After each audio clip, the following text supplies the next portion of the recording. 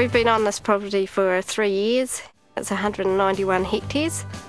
We've signed up a contract for another 3 seasons here, and we're 50-50 share milkers on this property. We have 3 full-time staff, and we milk 725 cows through our 40-bale rotary shed.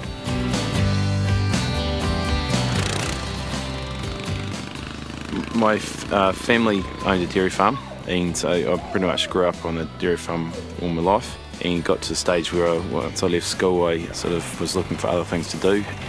Sort of did the OE and ended up in Australia after a few months. Decided to get a job in the mines. I worked there for 5 years driving road trains, and that's where I met my wife Rachel. There were some major accidents at the mine, sort of rolling over of vehicles and some major injuries, and there was a fatality there as well. Yeah, it's just kind of brings home how simple accidents can happen, and that a simple accident can be a tragedy. Gold mining wasn't really the lifestyle for a family, so we decided to move back to New Zealand and go back to the dairy farming, which we knew. We felt that it was really important that we brought identifying hazards into our business when we got home.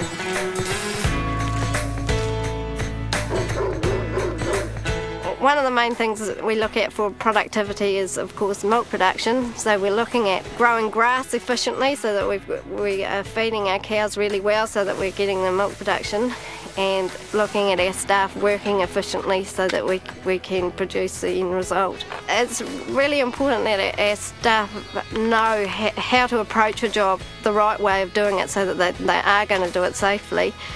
Because if something does happen, then there's going to be a lot of downtime if there's an accident, and the job's not going to be done how we're wanting it to be done.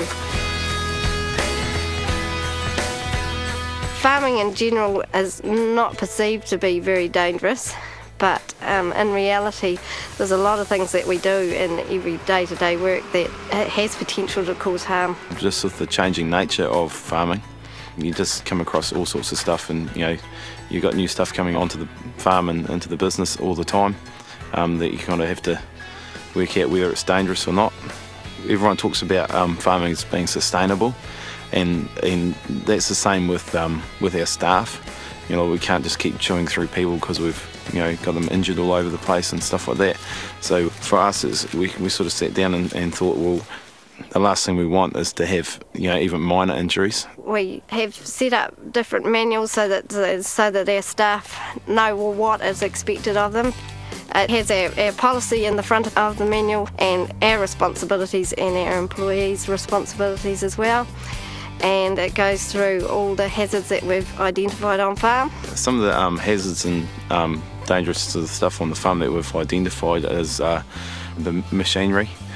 Just operating machinery, and just the terrain on the farm's changing. It's not always the same every time you drive over a certain area, in the wet and stuff like that. Other hazard is working with animals. Once again, they're unpredictable and large as well, so it's easy to be trapped somewhere or crushed. And then we've got our motorbikes. That's a definite one for changing sort of surfaces for riding on. The tracks can become quite slippery, and there's effluent pipes and stuff like that in some paddocks that can be almost lethal. We've found a huge improvement in the productivity of our business by feeding our staff. Our staff tend to get home and drink a bottle of Coke and have a packet of chips, and that's them for the night. And they sleep in the next day, or they're really lethargic during the day and they're tired. So when we implemented feeding them, noticed a huge difference. Very limited sleep-ins, and staff are a lot more active during the day. This farm is pretty good compared to the others I've worked on. Everything is all written down and you have set procedures to follow and all that, whereas a couple of other farms I've worked on are just more blasé, I guess. We started looking at our staff's hours and making sure that we do timesheets so that we can see how many hours are being done. I suppose we're looking at more comparable to a town job, so that the hours weren't so daunting. It's kind of one of those jobs where there's never a finish point, so you sort of just kind of keep going, and you can just you're taking breaks when you can get them, and you can become quite tired. I think a 6 and 2 roster, 6 days on and 2 off, is a very good roster. Quite often the dairy industry has rosters of 11 days on and 3 off, and 8 days on and 2 off is also quite common. So 6 and 2 definitely attracts staff to apply for the positions. We have regular meetings, at least monthly, and in these meetings we bring up health and safety and any hazards that staff have come across over that time, so that we can look at changing the way we're doing things. Everyone's involved in the decision-making process. Hayden and Rachael take opinions from each of us to come up with the best solution, the best idea, the best practice to go forward with next. We're all very involved with what happens here.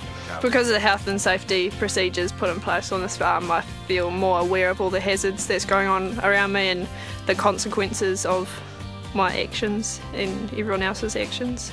They look after the staff, try and give the staff enough time off and all that, and they try and keep the place as safe as possible for all involved.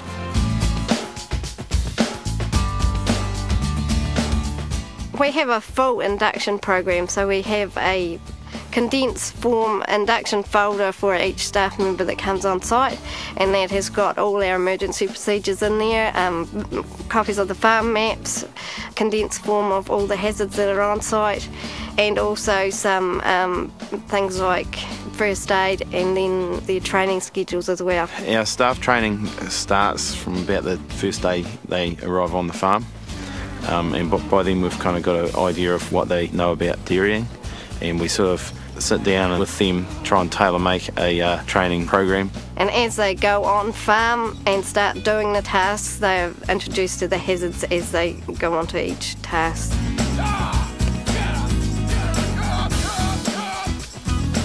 They make you feel safe with everything you do. They would never ever force you to do anything you didn't feel comfortable doing. Alternatively, they'd go out with you and they'd help you find a new way to do it that was safe.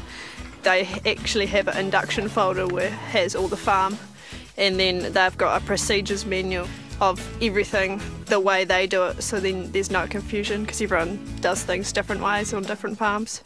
And get shown the health and safety manual, so you feel fully aware of everything that goes on here. You wouldn't go out and do anything without having a supervisor with you until you were competent in the process of what you were doing. Lots of courses like chainsaw courses, first aid courses. Training courses are really important if you're in for the long haul. If you're here to go and try and get right to the top, then you need to know all this information. For Hayden and I, it's really important that we are safe and our children are safe, and staff as well, so that we can really help prevent and raise awareness of any accidents that are likely to happen on farm. Having a mindset of health and safety is the key. It's good for us in the way that we can have that confidence that that things are going to be going right out on the farm, or should be. It's good for our staff that they know that they're being looked after and protected in their employment. The health and safety here has made my thinking that this is the way forward for farming. This is going to be what you're going to have to do for modern day farming. Every year to every second year we turn someone out of this place who can go on and manage a farm. We don't have the role for them here, but if they can take what they've learned about health and safety away with them, it's going to make their job better, and that just gives us a bit of satisfaction as well.